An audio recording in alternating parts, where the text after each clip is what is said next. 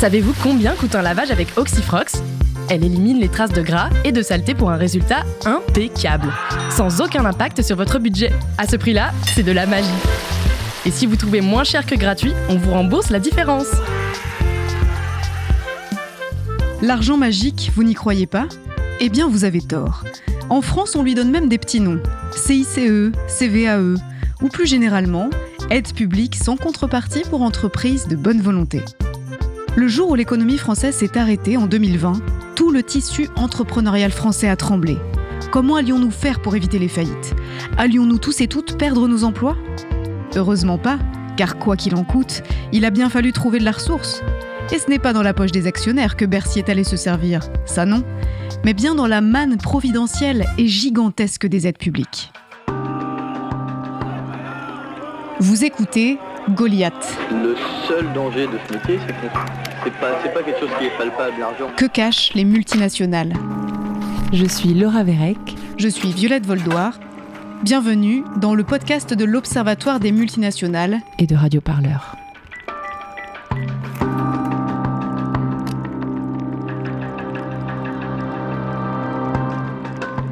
Dans ce 3e épisode de Goliath, il ne sera pas question d'une multinationale, mais de toutes celles qui ont profité du pipeline d'argent frais ouvert à l'occasion de la crise Covid et jamais refermé depuis. Une fuite massive de deniers publics qui n'a rien d'illégal, mais qui a suscité l'interrogation d'un économiste aux aguets. Bonjour, je m'appelle Maxime Combe, je suis économiste de formation et il y a 20 ans, à la sortie de mes études, j'ai bifurqué, longtemps avant les camarades de AgroParisTech, et décidé de travailler pour le monde associatif et faire de l'expertise citoyenne sur les questions internationales, sur les questions du commerce et de la mondialisation, sur les questions des entreprises multinationales et également sur les questions de climat et d'énergie ces dernières années. Françaises, Français. Allocution du président de la République, le 16 mars 2020. L'épidémie de Covid-19 était peut-être pour certains d'entre vous une idée lointaine. Elle est devenue une réalité immédiate. Dès demain, les gares sont bondées. Nos déplacements, les portières claquent. Très fortement réduits. Ce sont celles des voitures de celles et ceux qui ont les moyens de fuir les villes. Les premiers de corvée, eux, vont rester à l'arrière, derrière leur comptoir, leur blouse blanche, leur bleu de travail. Les Françaises et les Français sont confinés, et toutes les entreprises non essentielles figées. Maxime Combe, lui, sent tout de suite qu'il faut ouvrir son œil d'économiste. Tout de suite. Parce qu'une grosse crise arrivait, celle de la pandémie, et que face à ce genre de crise-là, confiner l'économie, justifier qu'il y ait beaucoup d'argent public qui soit mis sur la table, et qui dit beaucoup d'argent public, dit qu'il va y avoir des gagnants et des perdants. Et je fais partie des gens qui ont déjà vécu les crises financières du début des années 2000, mais également surtout la crise économique et financière de 2008-2009. Et l'expérience nous a appris à l'Observatoire des multinationales, mais également dans nos organisations, qu'il fallait suivre l'argent dans ces moments-là pour comprendre comment, à la fois, donc, il y aurait des gagnants et des perdants, mais aussi comprendre comment le capitalisme ou l'économie de nos pays allait se reconfigurer à travers ce moment de grande incertitude, de déstabilisation extrêmement puissante de l'économie nationale, européenne et mondiale, et donc comment tout cela allait se réagencer. Et donc on savait que ce serait clé que de suivre l'argent public pour comprendre ce qui allait se passer. La vie des unes et des autres est entre parenthèses. Même pour les travailleuses et travailleurs encore en poste, plus rien n'est normal. Avec les réunions qui s'enchaînent en visio, les machines à café condamnées, les pauses en intérieur interdites. Pour les chefs d'entreprise non plus, la normalité n'existe plus. Et pourtant, il y a un monde parallèle qui regarde toute cette crise depuis son petit nuage, celui de l'actionnariat des groupes cotés en bourse. On était aux prémices en fait, de la saison des assemblées générales des grands groupes du CAC 40 qui se déroule pour l'essentiel au mois d'avril et au mois de mai de chaque année. Et donc nous savions, si la pandémie n'avait pas été là, qu'ils allaient annoncer des records à la fois de profits pour l'année 2019, mais également de versement de dividendes et donc plus généralement de rémunération des actionnaires. Et donc toute la question a été de savoir, mais finalement, que va-t-il se passer ? Maxime Combe a trouvé sa question, son point de départ. Le rigoureux chercheur a l'habitude de passer de longues heures derrière un ordinateur. Mais ce qu'il ne sait pas, c'est le vertige qui va le saisir à mesure qu'il dévale les pentes par lesquelles les flots d'argent public se déversent. Au début, c'est vraiment dans l'idée de rendre visible quelque chose qui passait sous les radars. Certains ont publié des recettes de cuisine ou des chansons ou des images de leurs enfants quotidiennement en train de faire ci ou de faire cela. Moi, c'était de produire un signalement sur une opération qui me paraissait extrêmement discutable, avec 2 objectifs. Faire émerger le sujet en tant que tel, et aussi sans doute l'idée que nous sommes tous unis par notre destin commun et embarqués sur le même bateau avec cette pandémie et tous touchés de la même manière, de la même façon. Non, c'est parce que la pandémie, effectivement, risque de nous toucher toutes et tous, que nous sommes tous égalitaires face à cette nouvelle situation et que nous avons toutes et tous les mêmes moyens d'y faire face. Eh bien non, un certain nombre d'acteurs économiques ont des capacités assez incroyables qui consistent à pouvoir avoir accès aux dispositifs d'aide publique tout en continuant à privatiser leurs profits. Une fois qu'on sait ce qu'on cherche, il faut trouver une manière d'en parler, une forme qui puisse toucher le plus de monde possible. L'économiste va donc chercher des sources d'inspiration là où l'information se partage le plus en temps de confinement. La première chose qui m'est venue à l'esprit, on a les réseaux sociaux, on a Twitter. Et comment s'en saisir ? En dupliquant ce que David Dufresne avait fait sur la question des violences policières pendant la mobilisation des Gilets jaunes. Et ce que David Dufresne a fait avec ce qu'il a appelé Allo Beauvau, où il a interpellé de manière systématique sur Twitter le ministère de l'Intérieur sur le fait qu'il y avait finalement une accumulation de violences policières et que cette accumulation montrait bien que la question n'était pas une question de comportement à la marge, mais une question systémique. L'idée était de faire la même chose. Et donc, du coup, c'est comme cela que ça a commencé, en demandant avis et autorisation à David, qui m'a dit qu'il voyait ça d'un très bon œil et qu'il n'y avait pas de souci, qu'il allait même relayer les premiers signalements, ce qu'il a fait. Et donc, c'est comme ça que c'est parti, avec quelque chose d'emblée de systématique, collant totalement à ce qu'il avait fait. Et là, c'était plus Allo Beauvau, le ministère de l'Intérieur, c'était Allo Bercy, et ministère de l'économie, en essayant donc de prendre de manière un peu systématique les informations qui nous parvenaient. Le hashtag Twitter Allo Bercy est né. Sur son compte personnel, Maxime Combes interpelle systématiquement, méthodiquement, avec la rigueur qui le caractérise, les costumes sombres de Bercy. Chaque message posté est un signalement, une alerte. Allo Bercy, c'est pour un signalement numéro 73. Le groupe LVMH, qui a versé 2,42 milliards de dividendes en juillet, envisage un nouvel acompte. Allo Bercy, c'est pour un signalement numéro 83. Le groupe Boiron entend supprimer 646 postes et 13 de ses 31 sites en France, alors qu'il a versé 17 millions d'euros de dividendes à ses actionnaires au printemps. C'est pour un signalement numéro Allo 74. Bercy, c'est pour un signalement numéro 97. Délocalise la production du site Degviv et supprime 38 postes, après avoir pourtant obtenu un prêt garanti par l'État. Orange veut verser 1,86 milliard d'euros de Allo dividendes Bercy, à compte de 1 milliard en décembre, alors que le gouvernement avait promis que les entreprises dont l'État est actionnaire ne doivent pas verser de dividendes. C'est très artisanal. C'est en faisant de la lecture de presse spécialisée, également de la presse quotidienne régionale, parce qu'un journal local va se faire l'écho d'une entreprise qui, dans un coin, effectivement, décide de fermer ou décide de mettre l'ensemble de ses salariés au chômage partiel. Et c'est de façon très artisanale au début de vérifier si ce n'est pas la filiale d'un grand groupe, pendant que ce grand groupe, lui, continuerait à verser des dividendes et faire comme si, finalement, la situation économique ne devait pas impacter ses choix financiers. J'ai essayé, donc, du coup, de documenter ce qui me passait sous la main en fonction, y compris, du calendrier des assemblées générales. Et donc, une assemblée générale, elle décide de la rémunération du PDG, elle décide et valide ce qui est proposé en termes de rémunération des actionnaires, en termes d'orientation économique, et donc de mettre en rapport à chacune de ces assemblées générales si des dividendes importants étaient maintenus, alors qu'une des filiales de l'entreprise était sous chômage partiel. Et donc du coup, si la trésorerie est manquante, si les moyens sont manquants pour assurer la continuité de la rémunération des salariés qui sont dans l'entreprise, qui ont été formés par l'entreprise, donc qui disposent d'un savoir-faire qui est utile et que l'entreprise a tout intérêt à maintenir, eh bien, si cette trésorerie, si ces moyens ne sont pas là, ils ne doivent pas être là pour rémunérer les actionnaires qui, au même moment, sont ceux qui devraient effectivement se serrer la ceinture pour assurer la continuité et la pérennité de l'entreprise. Allo Bercy, c'est pour un signalement numéro 93. Le groupe Danone supprime 2000 emplois, dont 400 en France, après avoir versé 1,4 milliard de dividendes à ses actionnaires, en hausse de 8%, soit l'équivalent de 700 000 euros par emploi supprimé. Des centaines de messages, tweets et réponses forment peu à peu un torrent qu'il convient de canaliser. Certes, petites et grandes entreprises remontent des seaux débordants d'argent frais du puits sans fond des aides publiques. Mais il faut aller plus loin. D'où vient donc toute cette manne ?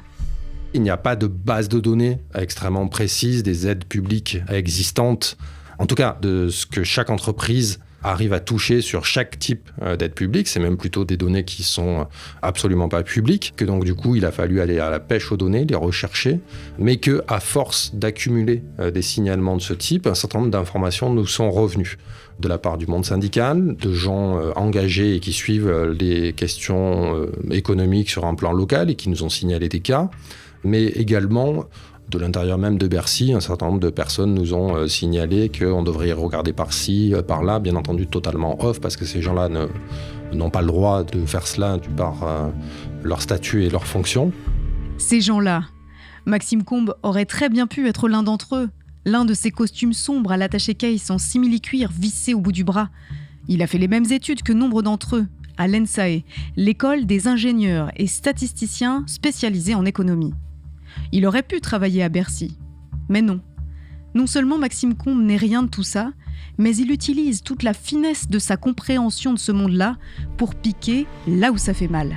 Et après, en discutant avec Olivier Petitjean, donc fondateur et animateur de l'Observatoire des multinationales, qu'on s'est réunis comme on pouvait le faire sous confinement, c'est-à-dire au téléphone et via de la visioconférence, pour se dire, mais en fait, on pourrait systématiser ces informations-là pour à minima l'ensemble du CAC 40 et les mettre en rapport avec l'expertise qui est celle de l'Observatoire des multinationales, qui est en gros de faire un bilan du CAC 40 chaque année sur un certain nombre de critères économiques, sociaux, environnementaux, et de mettre ça en comparaison et de voir finalement est-ce qu'on a des tendances un peu générales qui seraient valables, non pas pour une accumulation d'entreprises, mais pour un panel bien défini qui est le CAC 40, c'est-à-dire les 40 supposées plus importantes entreprises en France.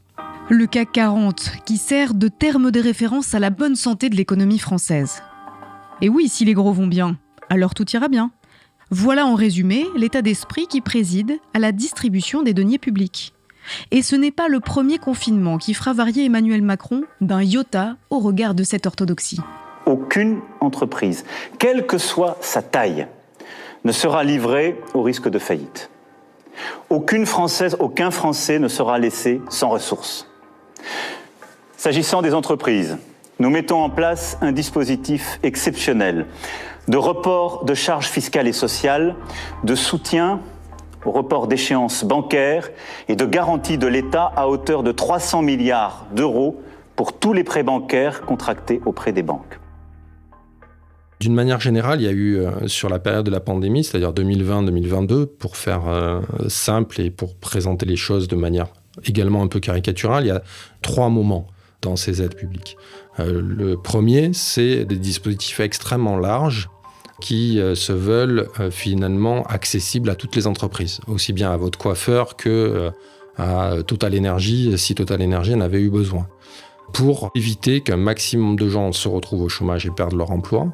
Non pas parce qu'on craignait nécessairement qu'il y ait une augmentation du chômage, mais parce que si les entreprises avaient viré beaucoup de gens de leur appareil de production, ce sont autant de gens qu'il aurait fallu réembaucher par la suite le jour d'après, après la pandémie, et qui aurait nécessité de reformer, de relancer. Et donc du coup, en fait, il faut voir le chômage partiel moins comme une aide sociale qu'une aide économique qui permet en fait aux entreprises de conserver les savoir-faire et l'investissement qu'ils ont fait dans le capital humain, pour reprendre leur terme, à l'intérieur de l'entreprise. Jusqu'ici, tout semble justifié par l'urgence.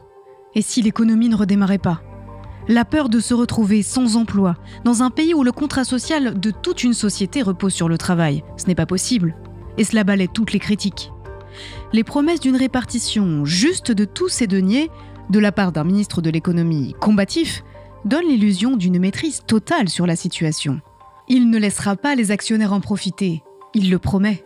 Bien sûr. Bruno Le Maire, le 10 avril 2020, au micro Europe 1 de Mathieu Béliard. Sur les dividendes, par exemple, les choses sont très claires. Si une très grande entreprise demande le soutien de l'État en trésorerie, ou elle demande un prêt garanti par l'État, il est hors de question que cette entreprise verse des dividendes. Et je ne le permettrai pas et nous ne l'autoriserons pas. Les prêts garantis par l'État pour ces très grandes entreprises, c'est moi qui les signe. Je peux vous garantir que je ne signerai aucun prêt garanti par l'État pour une entreprise qui verserait des dividendes à ses actionnaires. Si on n'a pas d'argent pour sa trésorerie, on n'en a pas pour ses actionnaires. Quelques semaines plus tard, les promesses se fracassent sur la réalité. Les règles qui empêchent les entreprises de verser de l'argent à leurs actionnaires ne sont pas si contraignantes que Bruno Le Maire le martèle, avec toute la force de sa conviction. Il est interdit de verser des dividendes à ses actionnaires si, et seulement si, on a profité d'un report de charges fiscales ou d'un prêt garanti par l'État.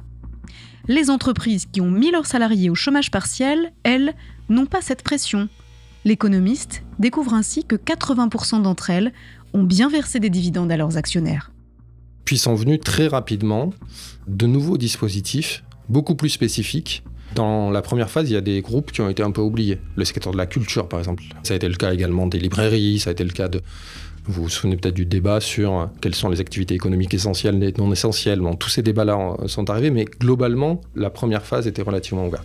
La seconde phase l'est beaucoup moins, et on voit apparaître des dispositifs d'intervention qui visent certains secteurs en particulier. Des secteurs extrêmement touchés par la pandémie et les conséquences économiques. Ce sont les secteurs de l'aviation, de l'industrie aéronautique, le secteur du tourisme, le secteur automobile. Et là, on a des dispositifs qui sont construits de manière différente. Et il s'est déjà passé 1 mois et demi depuis le début de la pandémie. Et en fait, il s'est trouvé que ces entreprises-là, qui étaient en situation extrêmement difficile, ont co-construit en fait les dispositifs avec Bercy directement. C'est moins du lobbying en fait que clairement de la co-construction de politiques publiques en disant ben voilà, notre secteur il est en situation difficile et donc nous avons besoin de ci, de ça, de ça. Et globalement, les pouvoirs publics ont mis sur la table ce que ces acteurs économiques attendaient. Et donc là, on a des dispositifs qui se comptent tous en milliards d'euros. Là, il ne s'agit plus d'arroser nécessairement tout le monde et de sauver tout le monde, mais de passer par les grands acteurs privés. Donc dans le secteur aéronautique, c'est de dire que si on permet à Airbus, Dassault et les autres de bien passer la crise, eh bien l'ensemble de leurs sous-traitants, l'ensemble de leurs filiales, l'ensemble du tissu économique qui dépendent de ces grands groupes vont très bien supporter la crise.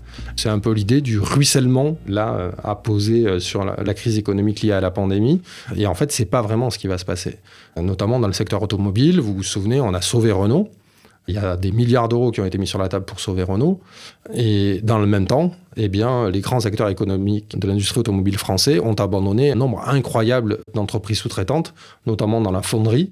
Et les pouvoirs publics ont dit « Ah mais non, nous on a sauvé le secteur automobile, on a mis des milliards sur la table. Maintenant, voyez avec Renault pour que vous décidiez de votre avenir. » Et là, on retrouve en fait un principe assez important. C'est le principe de « Il ne faut jamais gâcher une bonne crise ».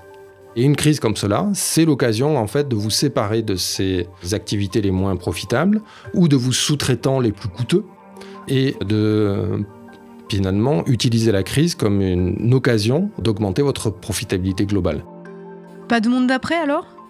Après la crise, les petits deviendront plus petits ou disparaîtront, atrophiés, étouffés par les gros, qui deviendront plus gros encore grâce à l'argent public ? 100% des groupes du CAC 40 ont été soutenus directement par les pouvoirs publics et par les aides mises en place par l'échelon français et l'échelon européen, que ce soit le gouvernement français, que ce soit la Commission européenne ou que ce soit la Banque centrale européenne. 100% des groupes, alors que toute une série de ces grands groupes ont dit qu'ils n'avaient pas besoin des aides publiques et du soutien public pendant la pandémie. C'est le cas de Total Energy. Mais Total Energy, comme d'autres, ont été très largement soutenus par la Banque centrale européenne, ce qui leur a permis en fait de protéger leur trésorerie avec une intervention via les marchés financiers.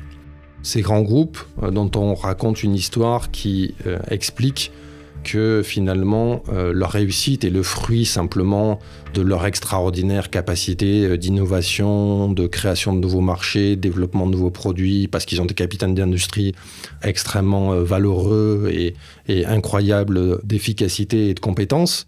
Là, on voit que pendant la pandémie, en fait, l'essentiel de ces grands groupes survivent dans cette période extrêmement spécifique parce que les pouvoirs publics sont là. Les grands groupes, ils sont pleins de belles promesses. Total Energy, Danone, Vinci, Lafarge, toutes leurs publicités font miroiter des jours heureux à base de technologies libératrices et de bifidus actifs. Il y a bien une promesse qu'ils vont pouvoir tenir à leurs actionnaires, augmenter toujours plus leurs dividendes. Car entre les confinements, Bercy a concocté une nouvelle marmite d'argent frais. La troisième vague d'aide publique aux entreprises liée à la pandémie via un plan de relance en septembre 2020 qui vise à dire ok, on vient de passer la pandémie, on ne sait pas combien il va y avoir de nouvelles phases, mais en tout cas il faut relancer l'économie. Et alors là, autant votre coiffeur, votre boulanger, votre restaurateur pouvaient avoir accès à la première phase des aides. Pour un certain nombre de petites entreprises, éventuellement espérer que ça ruisselle dans la deuxième phase, autant la troisième phase, là, il s'agit de financer ce que finalement le capitalisme français avait dans les cartons pour l'économie du monde d'après. Et donc du coup, sur l'agriculture, ce qui va sauver l'agriculture, ce n'est pas d'installer 1 million de paysans comme le réclame par exemple la Confédération paysanne, c'est d'investir sur la robotique, la génétique et le numérique, parce que ça, c'est l'agriculture de demain. Et donc, du coup, ce sont des startups du monde agricole qui viennent récupérer une partie de ces financements. Ces financements, faudra-t-il être une start-up pour y puiser ? Ou être un grand groupe et se parer des atours de l'innovation suffira-t-il ? En octobre 2021, le chef de l'État révèle dans une conférence millimétrée sur un fond bleu roi le détail des mesures qui absorberont 34 milliards d'euros d'investissement de la première mouture du plan France 2030. Intelligence artificielle, biomédicaments, avions à hydrogène. Je crois que nous pouvons terminer avec quelque chose qui relève En fermant les yeux, du rêve possible, on rêve du futur avec Macron. de l'ambition faisable Un futur de tech, pour notre nation. en aluminium brossé. Je vous remercie. Vive la République et vive la France. Et donc, on a cette histoire qui nous raconte qu'effectivement, à travers le plan de relance et le plan France 2030, eh bien, c'est effectivement cette économie du monde d'après que nous allons financer. La réalité, c'est que dans ces dispositifs-là, globalement, il n'y a que des grands groupes qui peuvent émarger, qui ont sorti de leur carton des projets qu'ils n'avaient pas nécessairement mis sur la table pour l'instant ou qu'ils n'avaient pas forcément déployés à grande échelle, notamment les gigafactories de batteries électriques, pour se les faire très largement financer par les pouvoirs publics. Total Energy, en alliance avec Mercedes et Stellantis, vient d'inaugurer sa première gigafactory, sa giga-usine de batteries électriques, et quasiment 25% de l'investissement total va être couvert par des aides publiques aux entreprises, et ça se compte autour de 800 millions d'euros pour les aides publiques qui viennent de l'État français, et quasiment 150 millions d'euros qui vont venir des collectivités publiques. Donc près d'1 milliard d'euros vont aller financer l'installation d'une usine de batteries électriques pour la création, sans doute à terme, de 2000 emplois, ce qui fait 400 000 à 500 000 euros par emploi créé. Est-ce qu'on avait réellement besoin de mettre sur la table tant d'argent pour financer des entreprises qui, par ailleurs, se soustraient à l'effort collectif en ne payant pas d'impôts sur le territoire national, comme on l'a montré pour Total Energy sur les années 2019 et 2020, qui, par ailleurs, accumulent des dizaines de milliards d'euros de bénéfices, Total Energy 20 milliards d'euros, Stellantis 17, Mercedes 20, pour simplement cette gigafactory de batteries électriques à Douvrin, et on a mis quand même 800 millions d'euros sur la table. N'avaient-ils pas les moyens de financer leur propre usine ? Et si ces entreprises font des profits, dans quelle poche iront-ils ? Et si l'usine est délocalisée, qui va payer pour les emplois détruits ? Ces multinationales ? Qui paient si rarement leurs impôts et charges rubis sur l'ongle ? Oui, des rubis, car rien n'est trop beau pour ces grands groupes. Pris dans leur globalité, les aides publiques qui ont été débloquées pendant la pandémie, si on additionne tout, en sachant qu'on additionne des choux et des carottes, des choses qui n'ont strictement rien à voir, puisque des prêts et des subventions, ça n'a pas la même fonction et ça n'aura pas le même impact derrière sur les comptes de l'État. Mais si on met tout sur la table, en France, on a globalement mis 400 milliards d'euros pour venir en aide à l'économie nationale. Mais 400 milliards d'euros, c'est énorme. C'est 20 à 25% du PIB national. C'est la raison pour laquelle on peut parler d'un champ magique, on peut parler d'un pognon de dingue, alors que ça faisait des années qu'on nous expliquait qu'il fallait réduire les dépenses publiques, les contraindre au maximum, parce que sinon, à force de déraper, l'État n'aurait plus les moyens et allait faire faillite. C'est bien la preuve que l'État n'était pas prêt de faire faillite, qu'il est possible de trouver des ressources quand on en a vraiment besoin et qu'il est nécessaire d'agir. Et la preuve, donc, du coup, qu'il n'y a pas de limite indépassable, ni dans le budget que l'État peut se donner, ni dans l'endettement qu'il peut accumuler, ni donc, du coup, dans les dispositifs de soutien qu'il peut créer. La question qui se pose à travers la pandémie, c'est pourquoi a-t-on mis autant d'argent sur la table pour les acteurs économiques privés et qu'on n'en a pas mis autant pour les services publics, pour celles et ceux qui finalement ont tenu le pays à bout de bras pendant qu'une partie de la population a été confinée, une partie de l'activité économique arrêtée, à savoir celles et ceux qui se sont occupés de nous à l'hôpital, qui se sont occupés de nous dans les services publics, qui ont fait que le pays ait pu continuer à tourner et surtout qu'il ait pu se relever maintenant que la pandémie est supposée être derrière nous, ou en tout cas internalisée. Tout d'un coup, peut-être qu'on se dit qu'on a été un peu trop généreux ? Alors, c'est vrai qu'objectivement, oui, on en a fait sans doute trop. Emmanuel Le Chypre, éditorialiste économique en septembre 2021 sur BFM TV. Par exemple, en 2020, alors que l'activité s'effondre de presque 10%, on a 25 000 faillites de moins que d'habitude. Ça veut dire quoi ? Ça veut dire qu'en fait, on a sauvé des entreprises qui, en temps normal, auraient périclité. Des canards boiteux qui, finalement, auraient fait faillite s'il n'y avait pas eu ces aides. La rentabilité des entreprises a explosé.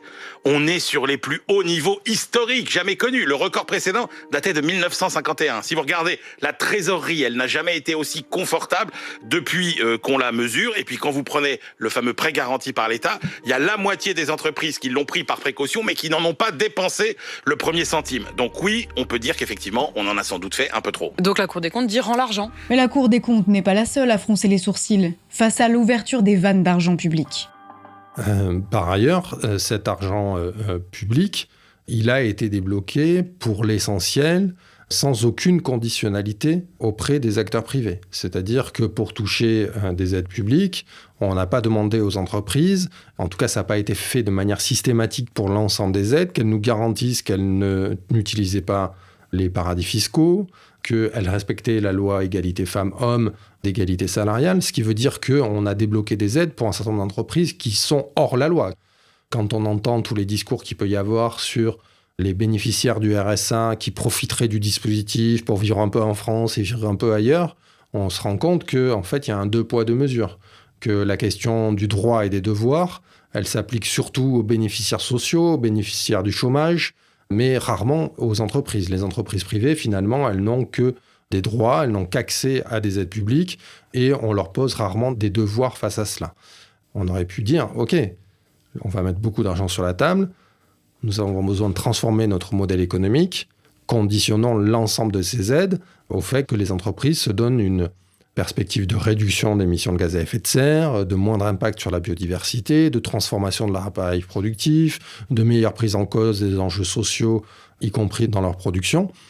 Ça n'a pas été le cas. Cette absence de contrepartie demandée aux entreprises, quasi systématique d'ailleurs lorsque l'on parle des aides publiques, et qui avait déjà fait scandale au moment du CICE de François Hollande, Maxime Combes sait que c'est le coin qu'il faut enfoncer systématiquement, mettre le projecteur sur ceux qui abusent. Et petit à petit, certains signalements, à l'eau Bercy, deviennent des sortes de témoins gênants qu'il n'est plus possible d'ignorer. Je me souviens avoir fait un signalement, je crois, sur Transdev, donc il y a une entreprise qui en plus dépend de la Caisse des dépôts et consignations, qui avait prévu de ne pas changer son dividende de mémoire. Je fais le signalement le matin et ça avait changé l'après-midi. Alors est-ce que ça a changé à cause du signalement et de certaines montées au créneau d'un certain nombre de députés parlementaires ou pas ? J'en sais rien, mais donc du coup, dès l'après-midi, j'avais des démentis sur le fait que ce qui était signalé n'est pas vrai, puisque la décision a été prise, mais la décision était postérieure. Ou voilà. Donc il y a eu quelques petites choses comme cela. Enfin, après, j'ai essayé d'éviter de pouvoir être poursuivi en diffamation pour un tweet comme cela, en plus qui n'était pas adressé à l'entreprise, mais qui était adressé à Bercy sur le mode « mais vérifiez à qui vous donnez de l'argent ». Il n'y avait pas beaucoup de risques, et deux, en fait, c'est l'entreprise qui avait le plus à perdre. Derrière son ordinateur, l'économiste compte ses maigres victoires. Ces fois où ces signalements, pourtant très relayés sur Twitter, ont limité la casse. Mais c'est à un système qu'il fait face, et ces petites victoires sont noyées dans la masse. Donc en fait, on a sauvé l'économie du monde d'hier. Dans quel objectif ? Pour s'assurer que les entreprises françaises puissent immédiatement se repositionner à l'international et regagner des parts de marché à l'international, soit à l'export, soit en matière de capacité de faire venir les investissements étrangers. Finalement, cette bonne crise, elle doit aider le capitalisme français à être encore plus compétitif à l'international et s'assurer qu'il ne soit pas largué sur ce que seront peut-être les marchés émergents de la décennie à venir. Après des centaines de signalements à l'eau Bercy sur Twitter, Il est grand temps pour Maxime Combe de sortir la tête des réseaux sociaux. Le jour de la grande conférence d'Emmanuel Macron, fanfaronnant sur son plan France 2030, il publie un article coécrit avec Olivier Petitjean de l'Observatoire des multinationales qui pose une question gênante. Est-ce la fin de l'État-providence au profit d'un corporate welfare, c'est-à-dire un État providentiel, mais pour les multinationales ? Les tweets, c'était pour partager une forme d'indignation et du coup, accumuler des données. Quand on a accumulé ces données et qu'on a discuté avec Olivier Petitjean donc, de l'Observatoire des multinationales, on s'est dit qu'on allait systématiser ces données-là et faire ce que font les ONG classiquement lorsqu'elles commencent à avoir des informations sur un sujet, c'est produire une note. La note, ça n'a pas l'objectif de toucher les 60 millions de Français. La note, ça a un objectif, c'est de toucher quelques journalistes qui vont y trouver un intérêt. Par exemple, l'Obs, l'historique, pas l'Observatoire des multinationales, l'Obs, parce qu'une de ces journalistes était très intéressée par ce que nous faisions, de grandes rédactions se sont intéressées à notre travail. L'Observatoire multinational, c'est une toute petite structure qui fonctionne avec très peu de moyens et comme on l'a expliqué, tout ce travail-là, à la base, était relativement artisanal. C'était déjà relativement intéressant pour nous de voir qu'on était capable d'intéresser des journalistes qui, en général, vont plutôt s'intéresser à un rapport d'une très grosse ONG. Et oui, dans les médias comme ailleurs, on ne prête qu'aux riches. En tout cas, on ne prête pas à ceux qui critiquent les fleurons français de l'industrie et de la tech. Mais là, tout de suite, on a été confronté à une difficulté. Ces grands médias qui étaient intéressés, qui voulaient faire, à un moment donné, écho à notre travail, ont cherché à avoir une parole contradictoire à la nôtre, de manière systématique.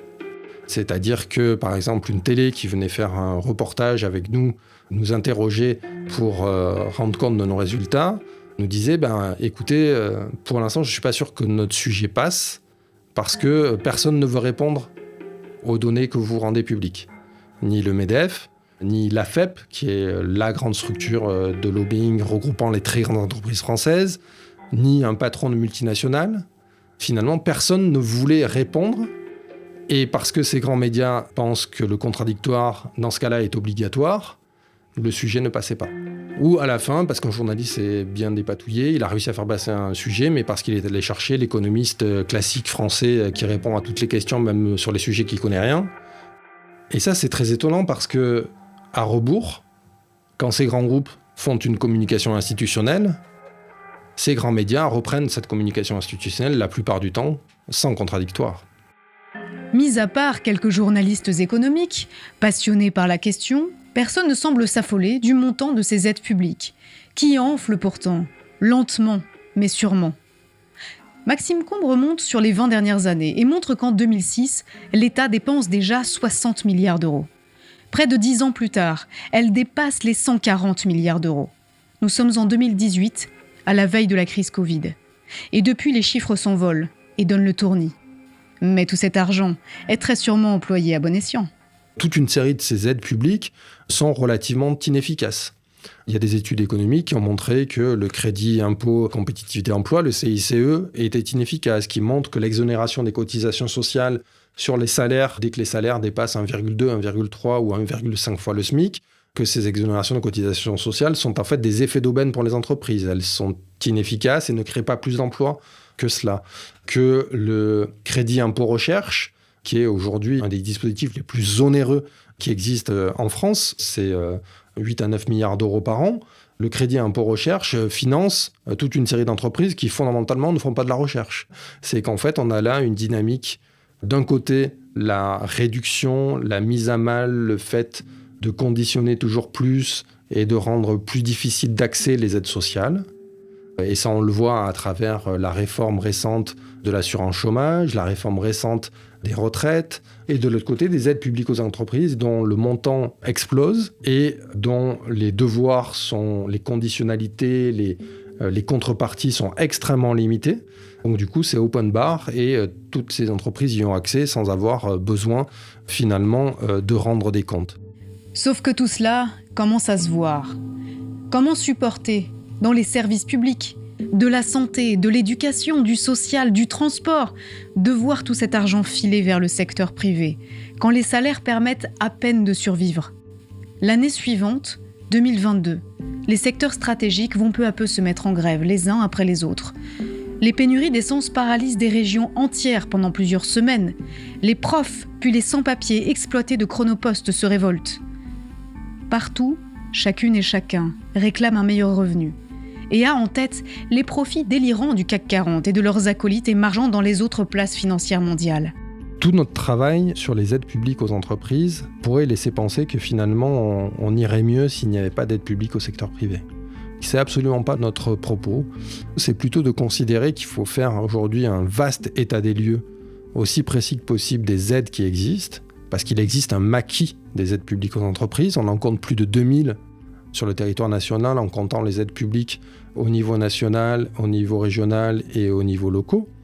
Personne ne s'y retrouve.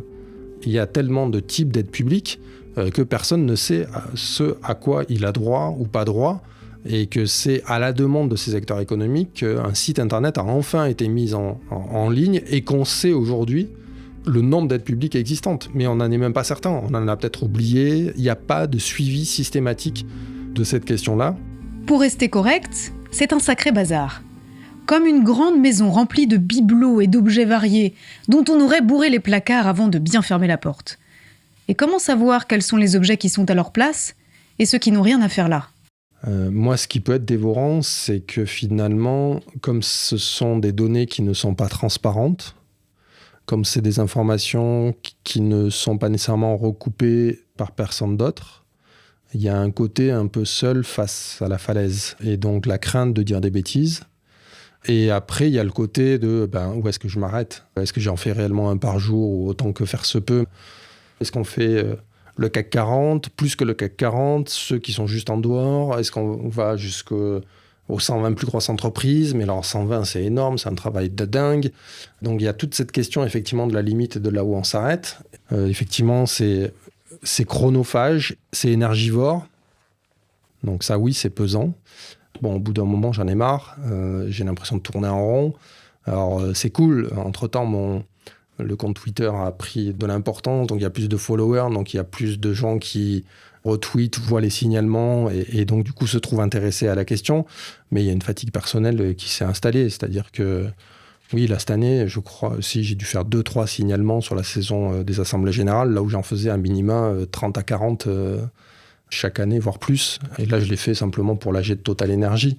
Mais parce qu'à un moment donné, il y a un côté fastidieux, un peu fatigant. Et puis, les réseaux sociaux, il y a un côté, par rapport à moi qui ai vécu un monde sans réseaux sociaux, un monde où il n'y avait que l'email et le site internet.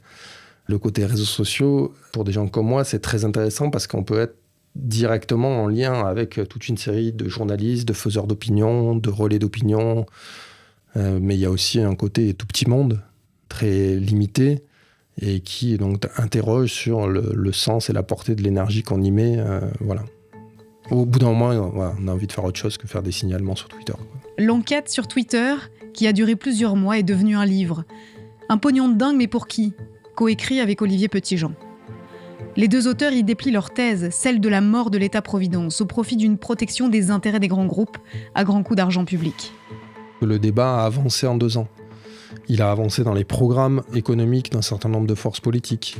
Il est beaucoup plus présent dans les revendications des organisations syndicales. Tout n'est pas lié à nous, mais on a joué notre petit rôle là-dedans et le fait de légitimer un certain nombre de prises de position pour faire monter ce sujet à l'agenda.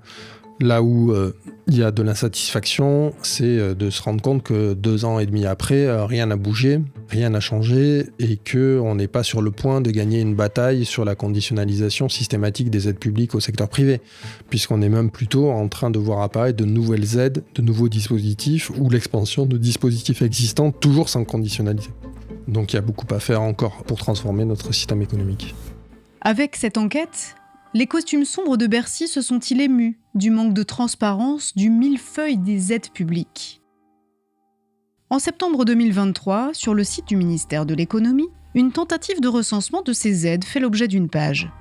Une page sur laquelle le montant global des aides n'est toujours pas communiqué. Mais que les multinationales se rassurent, elles pourront encore sonner aux multiples guichets de Bercy. Car de l'argent, il y en a dans les caisses des aides publiques. Goliath. Un podcast produit par Laura Vérec et Olivier Petitjean. Écriture et narration, Violette Voldoir. Entretien, Laura Vérec. Réalisation, Étienne Gracianette.